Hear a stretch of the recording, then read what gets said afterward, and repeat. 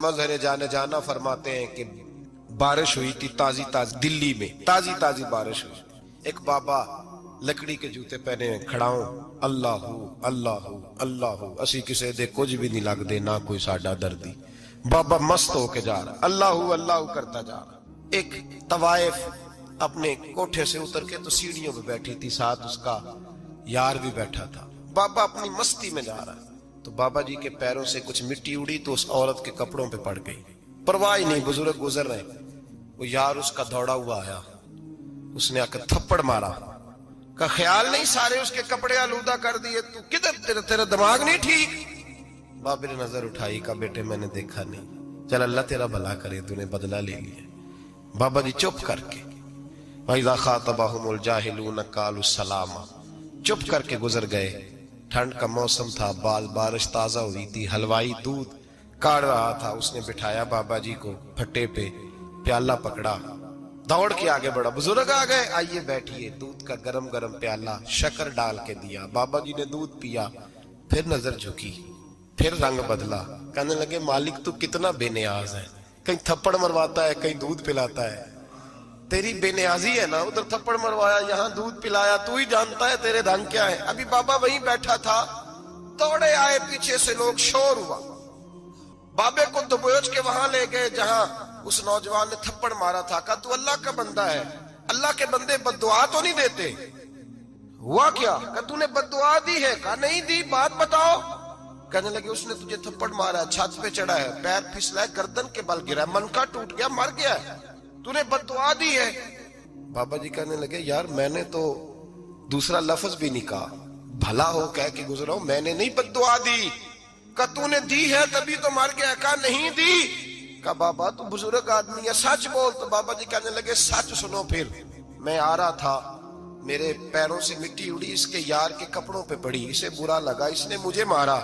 जब इसने मुझे मारा तो मैं कोई लवारस तो नहीं था, जब इसने मुझे मारा तो मैं कोई लवारस तो नहीं था। मुझे दुश्मनों न छेड़ो, मेरा है कोई जहां में, मैं अभी पुकार लूंगा, नहीं दूर है मदीना। इसने मुझे मारा तो मैं कोई लवारस था कि मेरा बदला कोई ना लेता। इसने मुझे मारा है तो मेरे यार को बुरा लगा तो उसने इसे मार दिया है, मेरी तो गलती कोई नहीं, यारों यारों का झगड़ा है, ये तो दोस्तों का झगड़ा है, ये तो यारों का झगड़ा है, कोई गलती नहीं मेरी, कोई गलती नहीं। खश खश जिन्ना कदर नहीं मेरा, वे मेरे साहब नू वडियाइयां, मैं ते गलियां दा रूड़ा कूड़ा, मैं गलियां दा रूड़ा कूड़ा, मैनू महल चढ़ाया है साइयां, मैनू महल चढ़ाया साइयां।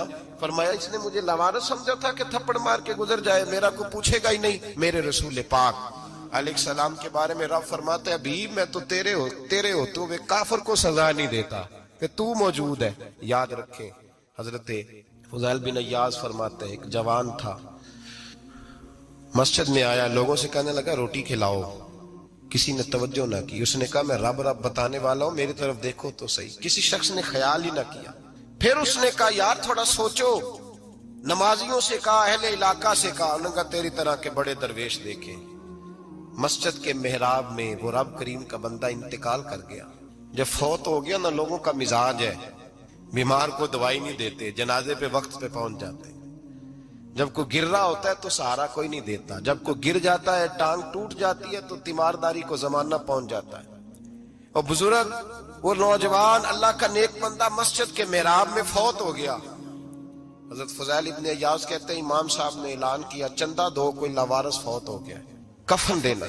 चंदा इकट्ठा हुआ, कफन खरीदा, जनाजा पड़ा, इशा के बाद दफन करके आए। फजर की नमाज के लिए जब इमाम और मुअज्जिन मस्जिद में आए तो चीखे मारने लगे, तड़पने लगे, दूर दूर तक आवाजें फैल गई, दुनिया दौड़ी आई। क्या हुआ? कहने लगे वो जो तुमने कफन पहनाया था वो यहां पड़ा हुआ है, और देखो कफन पे तहरीर लिखी है। तहरीर क्या है? अर्श के मालिक ने फरमाया मेरे दोस्त ने रोटी मांगी, तुमने दी नहीं, उसने तुम्हें मेरे करीब करने के लिए अपनी तरफ तवज्जो कराई, तुमने की नहीं, और मेरा यार तुम्हारे कफन का मोहताज था, संभाल के रखो अपना कफन, मैंने उसे जन्नत का लिबास अता फरमा दिया, संभाल के रखो, ये कोई लावारिसों का टोला है।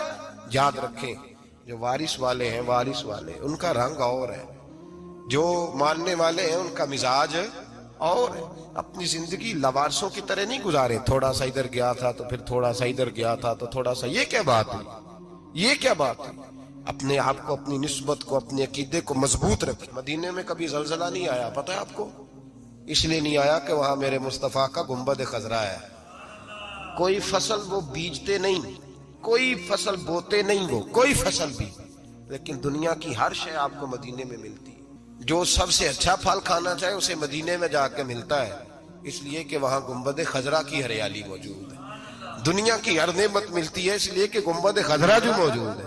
تو بھائی یہ نسبتوں کی بار ہے، نسبتوں کی۔ پرانی امتوں میں جب کوئی گناہ کرتا تھا تو دروازے پہ لکھا ہوتا تھا سویرے، میرے حبیب نے دعا فرمائی، مولا یہ میرے ہیں انہیں رسوا نہ کرنا، اے اللہ میرے ہیں انہیں رسوا نہ کرنا۔ تو میرے بھائی سن لو اور یاد رکھ لو، لاکھوں پاپ بھی لوگ کر کے آئیں، سویرے منہ دھو کے نکل آئیں تو عرش کا مالک رسوا نہیں کرتا، بلکہ کہتا ہے تو میرے دامن میں چھپ جا، اندر جا کے جہاں گناہ کیا ہے وہاں جا کے دل سے سچی توبہ کر لے، میں قیامت میں بھی کسی کو نہیں بتاؤں گا کہ تو نے گناہ کیا۔ تو برکت کس کی ہے؟ رسول پاک کی۔ یہ برکت کس کی ہے؟ حبیب دو عالم کی صلی اللہ۔ غلامی کا رشتہ مضبوط کریں، غلامی کا، وارث والے بنے، لوارث نہ بنے۔ لوارثوں جیسی زندگی نہ گزارے، جہاں مرضی چلے گئے، جہاں مرضی چھٹیاں کار ہے، جتنے مرضی ٹائم بتا ہے، جو مرضی طبیعت میں آیا کرتے پھرے، پتہ ہی کوئی نہیں، حال ہی کوئی نہیں۔ ایک بزرگ تھے بغداد کے، شیخ حسن ان کا نام تھا۔ وہ جب نماز کی امامت کرتے نا، بغداد کی جامع مسجد کے امام تھے، جب امامت سے فارغ ہوتے تو کہتے اے اللہ میرے شہر کے اس تاجر کی 2 بیویوں پہ اپنا رحم فرما، اے اللہ میرے شہر کے اس تاجر کی 2 بیویوں پہ اپنا۔